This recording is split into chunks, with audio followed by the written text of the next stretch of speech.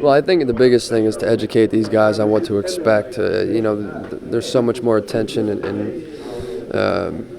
when you're in this type of environment, and we're all fully aware of how important this event is, and there's just so many different things that go along with it, so much more than the usual experience as far as a game.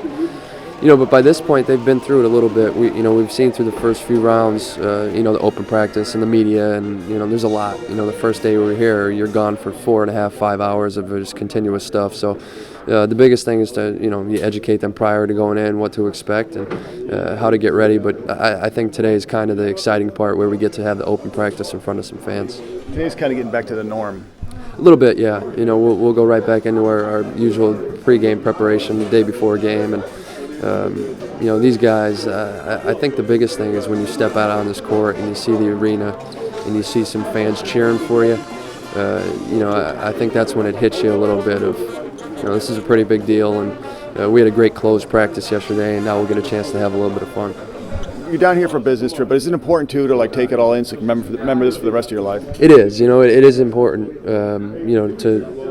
I've been through this as a player. We were very fortunate to win it, so obviously the experience was one you'll never forget. But regardless of the outcome, this is something that not a lot of guys experience, to go here to play in a Final Four. We've been lucky. We have Dajuan and Trevor. We've been here twice as players. So taking it in stride. This doesn't happen to everybody. Every guy that comes to college and plays at this level wants to be on this stage, and now we're here. You've got a chance to experience it, enjoy it. But the biggest thing is leave no regret about it. That's the biggest message is, you've gotten here. Now let's try to be the team that leaves here holding that trophy.